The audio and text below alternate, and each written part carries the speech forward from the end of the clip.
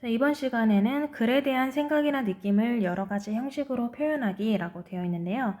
글에 대한 생각이나 느낌을 우리가 지금까지는 독서 감상문으로 써봤는데 독서 감상문 말고도 그 밖에 다른 여러 가지 형식으로 표현할 수 있다는 거예요. 자, 어떤 형식으로 표현할 수 있는지 그리고 그걸 알아보고 그렇게 한번 해보도록 하겠습니다. 자, 238쪽에 1번을 보면 책을 읽고 생각이나 느낌을 표현한 작품으로 전시회를 하려고 한다고 합니다. 책에 대한 생각이나 느낌을 표현할 수 있는 여러 가지 형식을 친구들이 이야기하고 있는 걸 한번 읽어볼게요. 자, 먼저 첫 번째 친구부터 나는 책을 읽고 느낀 감동을 간단한 말로 표현하고 싶어. 그래서 생각이나 느낌이 잘 드러나게 시를 지어보려고 한답니다.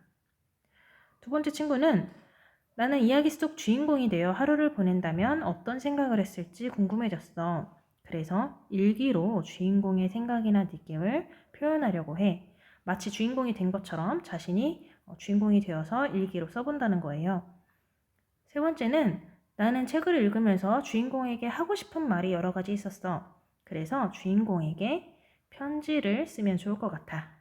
자, 이럴 수 있을 것 같아요. 그리고 또 어떤 형식들이 있을 수 있을까요? 한번 생각을 해보는데 먼저 이 세 친구들이 말한 형식대로 표현한다면 어떻게 될 수 있는지 예시 작품들을 살펴볼게요. 238쪽부터 239쪽까지 3개의 작품이 있는데 각각 시, 일기, 편지잖아요. 그죠? 그래서 이 친구들이 이렇게 썼다고 생각을 하고 우리가 읽어보면 될 것 같아요. 자, 이 예시 작품들을 참고해서 여러분들이 나중에 이런 식으로 하면 되겠구나 생각하고 하면 됩니다. 자, 먼저 아름다운 꼴찌를 읽고 쓴 시를 볼게요. 자, 여기 나오는 글들이 사실 국어책에서 우리가 다 이전에 봤던 그런 글들이에요.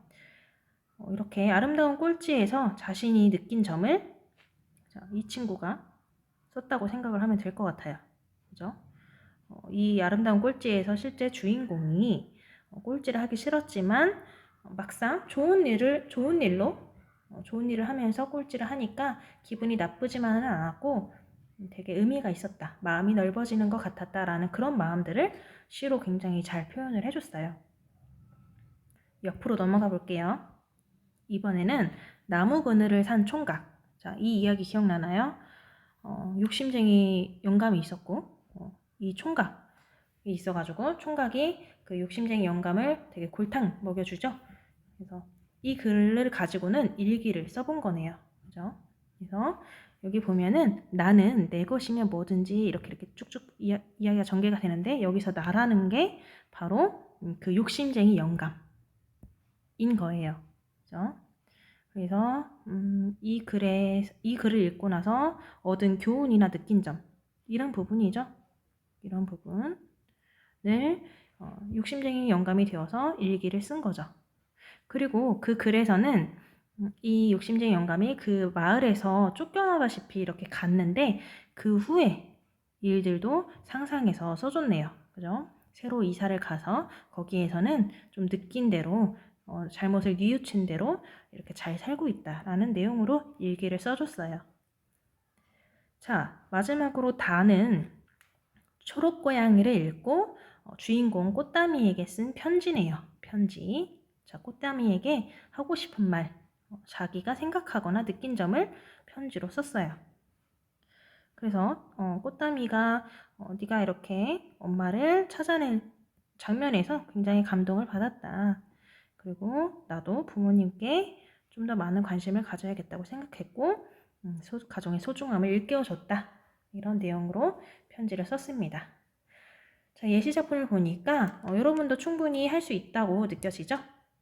자, 그러면 이 뒤에부터 나오는 글을 읽고 우리가 투발루에게 수영을 가르칠 걸 그랬어 라는 글의 생각이나 느낀 점을 다른 여러 가지 형식으로 표현을 해볼게요. 글은 여러분들이 스스로 각자 따로 읽을게요. 자, 글을 읽었다고 생각하고 선생님과는 곧바로 이걸 가지고 어떤 형식으로 나타낼 수 있을까 좀 살펴볼 건데요. 쪽수로는 245쪽이죠. 245쪽. 아직 안 읽었다면 잠시 멈추고 글을 읽고 와야 됩니다.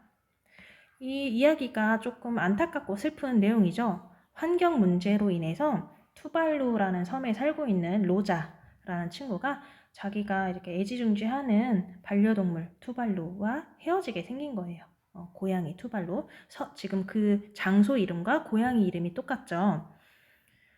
네, 그런 좀 슬픈 이야기인데 다시 나중에는 만나게 됐으면 좋을 텐데요. 그죠?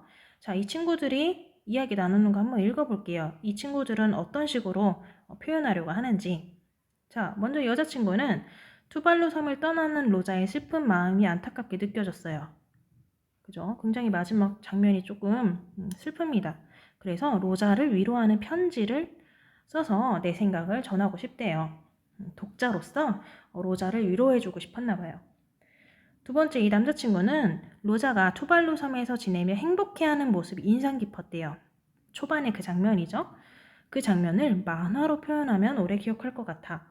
그래서 여러분들 만화 그리는 거 좋아하는 친구들도 많으니까 인상 깊었던 장면, 재밌었던 장면을 만화로 그리는 것도 굉장히 좋은 방법이에요. 자, 우리가 맨 첫 번째 장에서 여기에서 인상 깊었던 장면, 재미있었던 장면을 만화로 그리는 것도 한 가지 표현 방법이 되겠구나 라는 거죠. 그렇죠? 자, 그래서 여러분들 한번 선택해 보세요. 선생님이 또 다른 예시를 좀 생각을 해볼게요.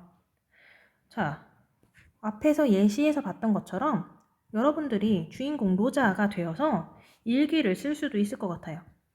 그죠? 특히 뭐 즐거웠던 때 중에서 하루를 골라서 그날의 일기를 써도 되지만 이 마지막에 떠나는 날의 일기. 그죠? 그러면은 그때 떠나는 날의 느낌들을 일기 속에 녹아낼 수가 있겠죠. 자, 그리고 이 글에서 투발루는 그냥 말 못하는 고양이로 나오는데요. 우리가 상상으로 투발루가 되어서 일기도 써볼 수 있다는 거예요.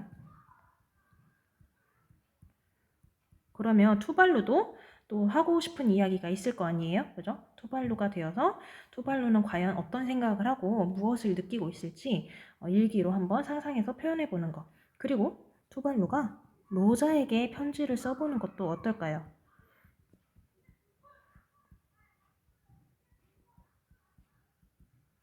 그쵸? 로자는 말로 표현을 할 수 있었지만 그래서 투발루는 로자에게 자신의 마음을 전할 수 없었잖아요. 여러분들이 대신 전해준다고 생각하고 이렇게 편지를 써보는 거예요.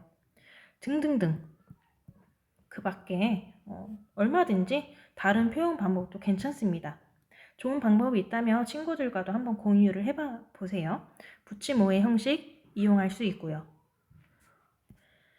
여러분들이 완성하고 나면 우리가 분명히 같은 글을 읽고 결과물을 만들어냈는데 각각 이렇게 다른 형식으로 각자의 방식으로 표현하게 되는 아주 재미있는 그런 결과를 볼 수 있을 거예요.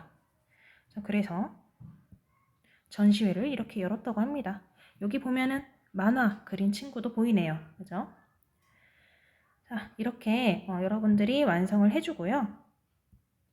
이제 7단원의 마지막 쪽인데요. 247쪽에 독서감상문에 들어갈 내용을 마지막으로 정리하면서 단원을 끝마칠게요. 여기 내용을 보니까 이거 이야기가 혹부리 영감인 것 같아요. 혹부리 영감 이야기 다들 알죠? 자, 각각 알맞은 것을 연결해 볼게요. 책 표지의 도깨비 표정이 재미있어서 책을 골랐습니다. 자, 책을 고른 이유가 나오니까 책을 읽은 동기에 해당되겠네요. 그래서 이런 동기를 쓰면서 독서감상문을 시작하면 좋다고 했었어요. 두 번째로 흑보리의 할아버지는 도깨비 앞에서 노래를 불렀습니다. 어떤 한 장면, 내용이잖아요. 그죠? 책 내용이고요. 마지막으로 책을 다 읽고 나니 욕심을 부리지 말아야겠다는 생각이 들었습니다. 이렇게 책을 읽고 생각하거나 느낀 점이 되겠죠. 자, 이렇게 7단원에서 독서감상문 쓰는 방법을 아주 열심히 공부했습니다. 앞으로 여러분들이 글을 읽고 독서감상문으로 정리하는 습관 가졌으면 좋겠고 이제 배운 대로 잘 할 수 있을 것 같아요. 네. 자, 7단원을 이렇게 맞춰보겠습니다.